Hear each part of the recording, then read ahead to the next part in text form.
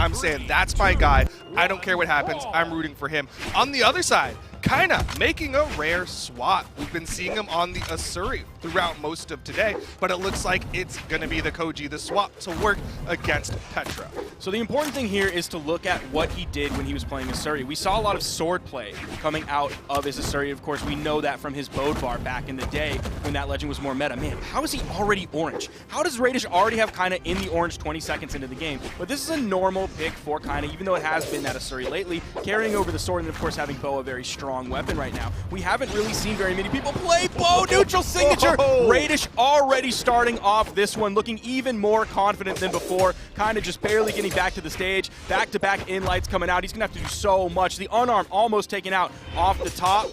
That side air would have done it, but no, D-Light side air. In the neutral light, kind of fighting back. No, but he's getting damage done. He's still holding on to this first stock, which gives him opportunities, but he neutralizes the wrong direction, and that gives the opening Raydish needs to get that initial stock, but we'll see if he can push this advantage. Kind of coming in unarmed. There is a weapon spawn on the field. Raydish is not going to really focus too much on weapon starving because that means he's going to have to pick up his orb, throw it away, grab a pair of gauntlets, possibly be stuck on that. And why would you do that when your orb looks this dang good? I mean, his orb has been basically immaculate. Basically, no one has been able to find an answer to the orb, and when they do, he's like, well, I still have gauntlets. I still have this big hitting Ensig and those recoveries that have been so effective. Charged up, but it's just a bait. He gets a nair, but it's still good damage onto the second stock of Kyna. Great timing on that recovery from Kyna to not get hit by that signature and still make it through in time to then have that signature not act as a bait, where Raydish finds a connection and actually gets the stock. He is eventually going to get the stock here, and now Raydish has a 2-stock lead. This Koji is an experiment for Kyna. It is a smart experiment for Kyna. We'll see if he tries to push that into a game 2 now that he's learned more of what Raydish has and how he can play this Koji into the Raydish, but we also might see him make the immediate swap because, let's be real, this is not working. Yeah, I mean, the Koji, it's just like, part of the reason why you're playing it is likely for that bow, but we haven't seen anything too amazing with the bow. We haven't seen like a lot of downlight pressure. We haven't seen all sorts of like offstage diagonal pressure. Instead, it's back to that sword. He just wants high dex sword, it looks like. Neutral light coming through. You see him jump in, kind of staying in place, figuring out if Raydish wants to like dodge in, jump, maybe move back a little bit. Kind of now back on the sword, his main weapon for sure. Sidelight chasing forward. Raydish gonna commit hard there. Double sidelight into the recovery, and Raydish takes game number 1 in convincing fashion.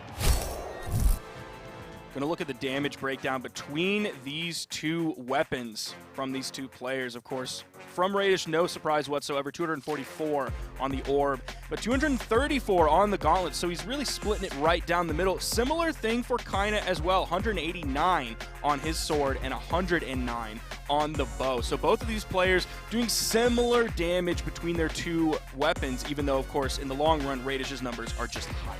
Yeah, pretty nice split between both of them with a slight lean towards those prominent weapons, the ones that we kind of keep calling out. But the question is, was there a swap on the side of Kyna? Of course, we saw the Koji, we saw the Asuri. It likely will be something still sticking with the sword, but we can't see the legend just out of frame at the top left. Oh, it is the Asuri swap. Yeah, not surprised at that whatsoever. One more thing I do want to point out, because we talked about it earlier, is Kyna's movement, specifically his dashes. 64 dashes came out from Raydish. Kyna did 93. He did 50% more dashing than Raydish did that entire game, and that's normal. Kyna's dashing all the time. He'll dash forward, dash back. He does that probably more than most players out there. Yeah, he definitely likes to utilize dash dancing and kind of just have that nice grounded control.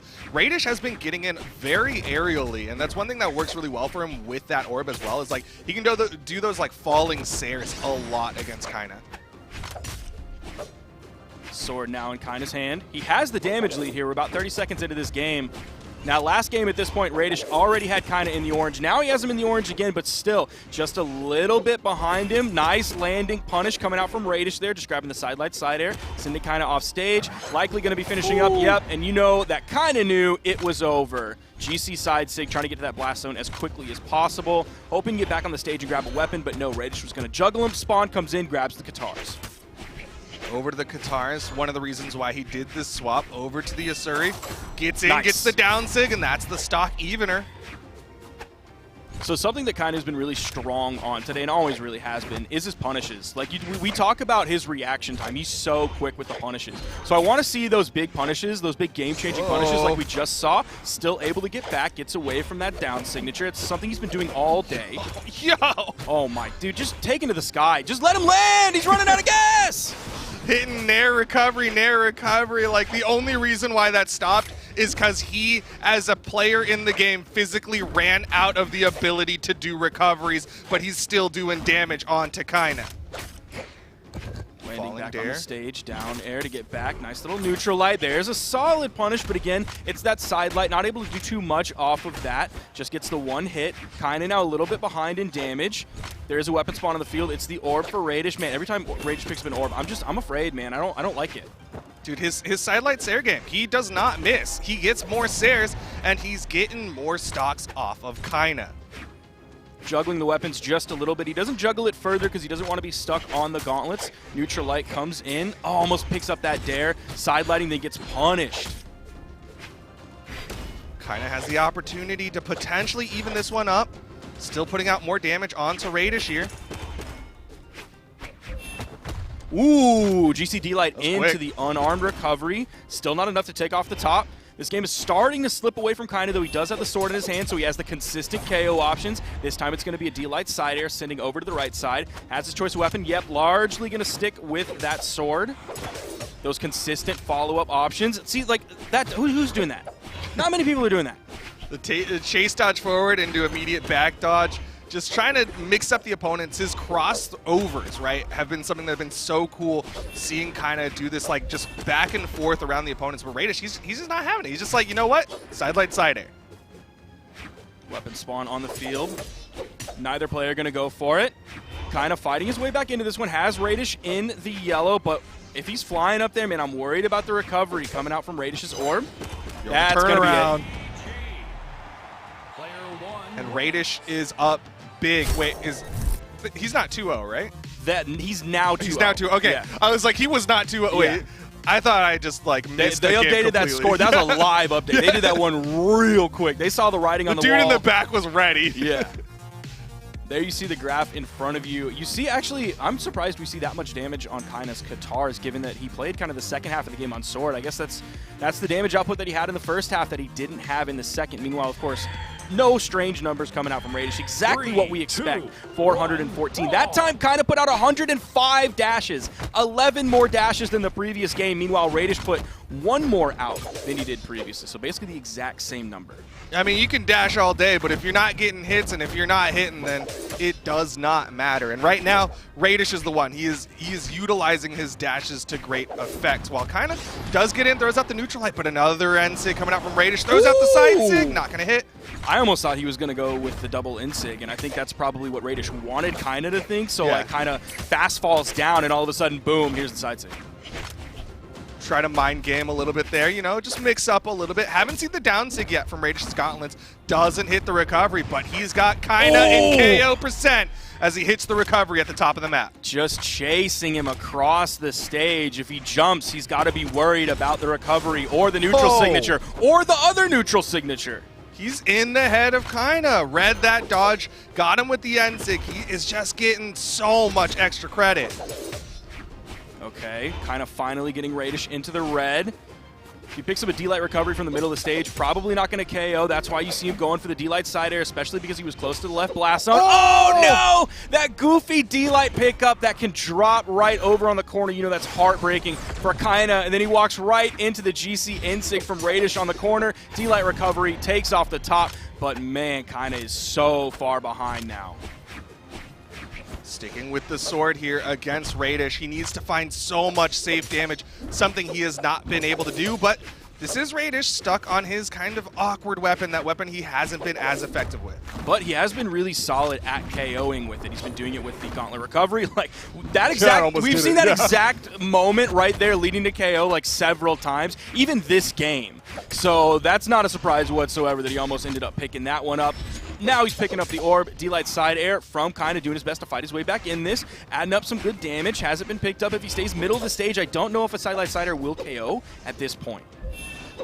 I mean, there is quite a bit of damage put out onto Kyna. Could be a lot of things at KO. Good avoidance from Kyna. He goes for just a weapon toss just in case Raydish dips back. Neutral light. Really worried that okay, Kyna is completely avoiding that insig now. Nice weapon toss. Not going to have enough to get back. Kyna with a lead. He needs this. He absolutely needs to hold on to this lead as long as he can. Picks up the sword. Keep Raydish weapon starved. You have to do that. Like we said, this is the double elimination side of things, so a loss here for Kyna means he goes to the elimination side of things, and Raydish will guarantee a top 2 finish, but final stocks here in game number 3. Gonna be the guitars here, back-to-back dares, making contact. Kyna has found a couple hits himself, going off stage. Is he gonna look for the dodge? Oh my gosh!